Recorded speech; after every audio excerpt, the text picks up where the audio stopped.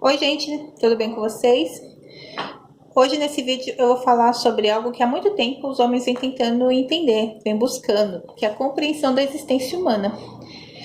E eu, não diferente de muitas pessoas, eu questionei, comecei a questionar mesmo, principalmente depois do ocorrido que eu comentei com vocês, da morte da minha prima, que morreu de leucemia com 15 anos. Então eu comecei a questionar realmente o objetivo da vida, o sentido da vida. Porque não fazia sentido para mim ela ter morrido tão jovem, sem ter realizado nada, feito nada da vida dela. E isso, assim, fez muita diferença na minha vida, que eu comecei a tomar decisões tolas, e quanto mais decisões tolas eu tomava, mais perdida eu ficava. A ponto de chorar, assim, no banheiro, tomando banho, questionando. Eu lembro que eu tava com a minha filha bebê, eu sentia muita dor, e questionava se Deus realmente ele queria aquele sofrimento. Quanto mais eu perguntava, as pessoas falavam assim, é que existe ter dia marcado para a pessoa morrer. Eu tinha uma conhecida que ela tinha perdido uma bebê, acho que com 17 dias. Aí eu ficava questionando, não faz sentido a pessoa nascer e morrer tão jovem, bebezinho, crianças. Tem gente que fala, Deus levou para virar anjinho no céu. Mas por que Deus vai querer dar algo para alguém e depois tomar? Se a gente dá um presente para alguém e depois toma, não é cruel? Eu achava crueldade isso, né? Esses ensinamentos.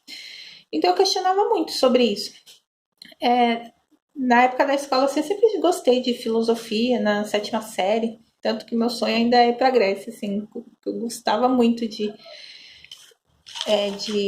mitologia grega, filosofia, essas coisas. Então eu sempre fui voltada, meus pensamentos, a meditar sobre isso. Aí no ano de 2000, principalmente, quando falaram que o mundo ia acabar, aí que eu fiquei mais neurótica ainda, porque eu era jovem, eu falei, como assim? Vou morrer tão jovem? Passou uma matéria no jornal no SBT falando sobre esse assunto. Eu lembro que eu fui dormir assim, preocupadíssima assim. Aí até que um dia eu tava na minha casa, no terreno assim de casa, o terreno era declive, e uma mulher, ela me chamou lá de cima. Aí eu lembro que eu fiz assim com a mão, que eu não queria atender. Aí ela foi descendo mesmo assim, sorridente, toda simpática, eu atendi por educação. E ela me fez justamente essa pergunta: por que as pessoas morrem? Eu lembro como se fosse hoje.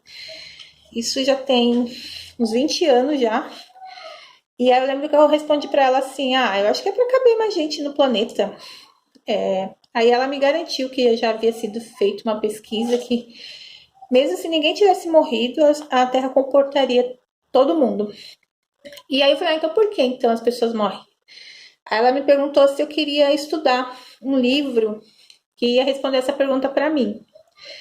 Aí eu fui e falei assim, eu acho que eu tenho esse livro. Eu fui olhar assim, eu lembrei que já antes outras mulheres tinham me oferecido esse livro em troca de algum objeto de higiene assim, eu peguei, guardei.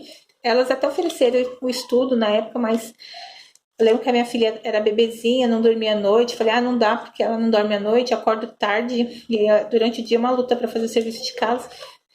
Aí eu não quis, e o que elas me falaram, assim, nem lembro, não me chamou a atenção. Aí eu falei para essa mulher que eu ia procurar o livro, e ela perguntou quando podia voltar. Eu falei assim, pode voltar na quarta-feira, 1 hora.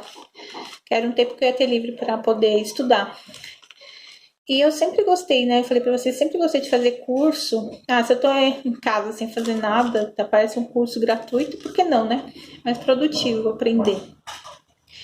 E ela disse que o estudo era baseado na Bíblia. E eu lembro que eu tinha uma biblinha pequena, assim, azul, que eu tinha ganhado também. Na época eu ficava no bar da minha mãe, que eu comentei pra vocês, que ela ficava. Eu cuidava também, eu ganhei. Aí eu lembro que na escola, o professor de história perguntou se alguém lá na sala já tinha lido a Bíblia. E ninguém levantou a mão. Eu fiquei com muita vergonha de nunca ter lido. Aí eu me aventurei em ler a Bíblia, só que eu não entendi nada. Aí eu lembro que a única coisa que eu li e conheci foi a oração do Pai Nosso, que depois até cheguei na minha colega, que era evangélica, e falei, tem a oração do Pai Nosso na Bíblia, né? Ela falou, tem. Eu achei bem legal. Cheguei até a fazer catecismo, primeira comunhão para aprender, mas também não aprendi nada assim.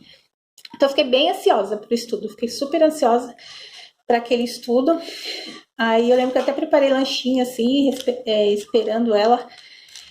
E aí a gente começou a estudar. Aí ela me deu uma Bíblia inteira, né, de Gênesis a Apocalipse.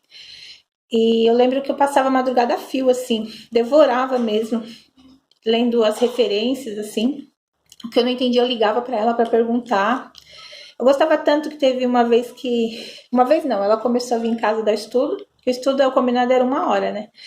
Aí ela ficava, tipo, só uns 15 minutos. Aí ela falou que tinha outros estudos. Aí eu falei, se não for pra ficar 1 hora, não precisa nem vir.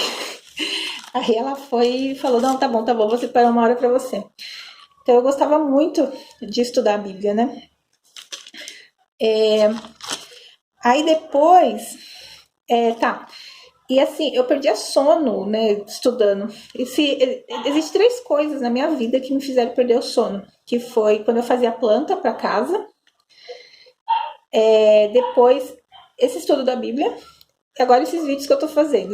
Gente, às vezes quando eu quero, vem na minha cabeça o que eu vou falar, eu perco o sono pra fazer o esboço, aí eu coloco no papel, pra não esquecer os pontos que eu quero destacar. E depois eu fico pensando assim, como eu vou fazer, que eu tenho meu bebê, aí fica corrido. Então, essas 3 coisas me fizeram perder o sono. E o vídeo me faz ainda. Mas eu gosto muito, gente, de poder contar minha experiência aí pra vocês. Aí, depois, né, que eu estudei a Bíblia, eu estudei por 2 anos. E aí houve aquele corrido da separação. E aí eu perdi a fé nas bênçãos de Deus, né? Como eu já comentei com vocês. E aí eu fiquei 6 anos tentando satisfazer o meu desejo. Porque como eu tava sozinha, aí não era meus pais mais que mandavam em mim, não tinha marido mais também para mandar em mim. E aí eu falei, agora... Aí eu não quis nem Deus, assim, falei assim, nem Deus, né? Não vou fazer a vontade de Deus, vou fazer a minha vontade. E aí eu fiquei 6 anos, assim, tentando me descobrir, minha identidade, o que eu queria mesmo pra mim, pra minha vida, o que realmente era bom pra mim. E só que quanto mais eu tentava fugir de Deus, parece que mais eu me aproximava dele. Porque depois que a gente obtém o conhecimento, a sua consciência não te permite, assim. Eu fazia as coisas, sim, mas minha consciência pesava muito. Então, depois que você tem o conhecimento, não dá para ignorar. É igual Albert Einstein disse. Ele disse assim, que a mente que se abre a uma nova ideia jamais volta ao seu tamanho original. E realmente, depois do conhecimento assim, eu não conseguia mais esquecer, né, o que eu tinha aprendido. E a consciência pesava quando eu ia contra os princípios e as leis de Deus, né? Aí eu cheguei até a lamentar o que eu tinha aprendido. Por que eu fui estudar? Que aí eu não conseguia me libertar mesmo. A consciência pesava demais. Aí eu me dei conta que para eu ser feliz, eu tinha que ter Deus na minha vida, né? Seguir mesmo o que eu tinha aprendido, porque aí fazia sentido tudo que eu aprendi para pôr em prática na minha vida. O mais impressionante, assim, do que eu aprendi, que eu quero compartilhar com vocês, é o que o futuro nos reserva. Jeová Deus, ele promete acabar com todas as causas do sofrimento. Inclusive essa que sempre, né, permeou na minha vida toda, que é a morte. Deus, ele promete acabar com a morte. Ele promete em Apocalipse 21:4 que Deus vai acabar com a morte, com as lágrimas, com a dor. Então, ele não só isso, né? Também tem a ressurreição. Quem já morreu, ele promete ressuscitar, trazer de volta a vida. E, por incrível que pareça, gente, igual eu levantei aqui muitas questões, assim, né? De questões sociais mesmo, problemas sociais, né?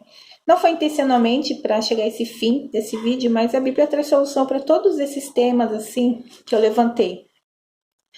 Eu aprendi na Bíblia, né, que Deus, ele vai acabar com as doenças, né, que o meu vídeo, o foco principal é a doença, né, que é câncer no intestino, mas em Isaías 33:24, a Bíblia fala que as doenças não vão existir.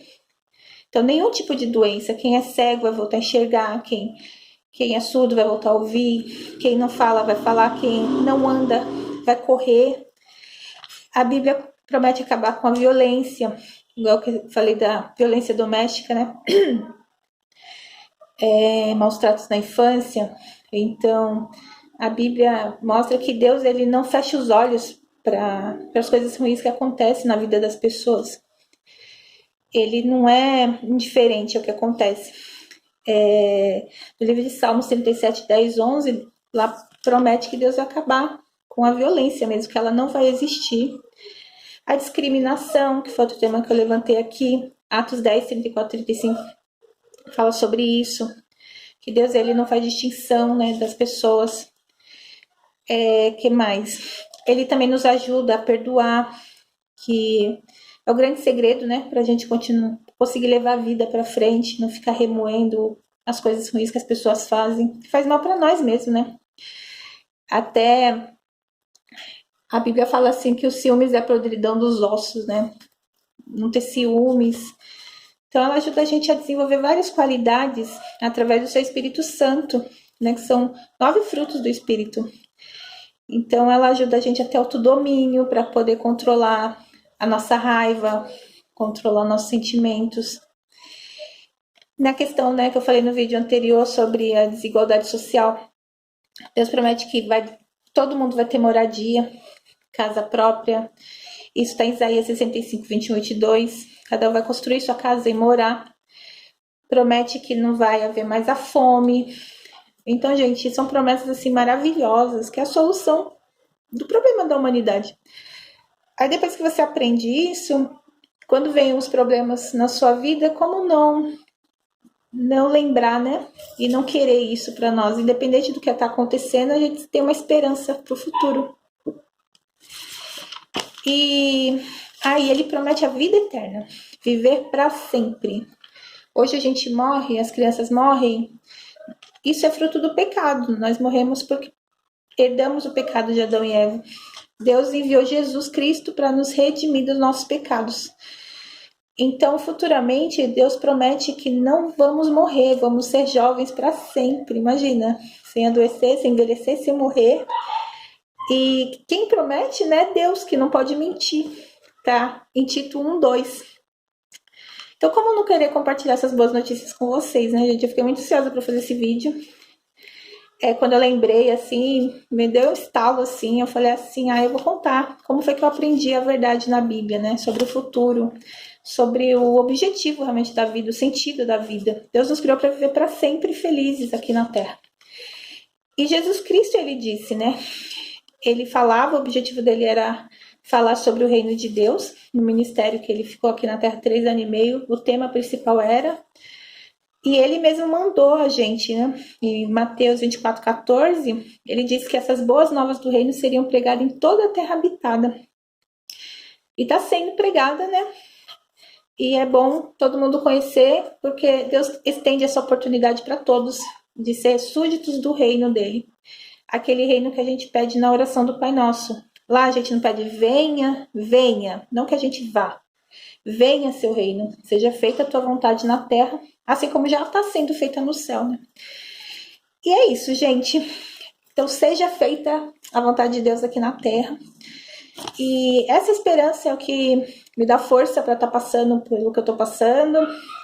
Realmente é um combustível que ajuda a gente a encarar o futuro com esperança e alegria. Esse é o meu vídeo de hoje. Beijo para vocês e até a próxima. Tchau!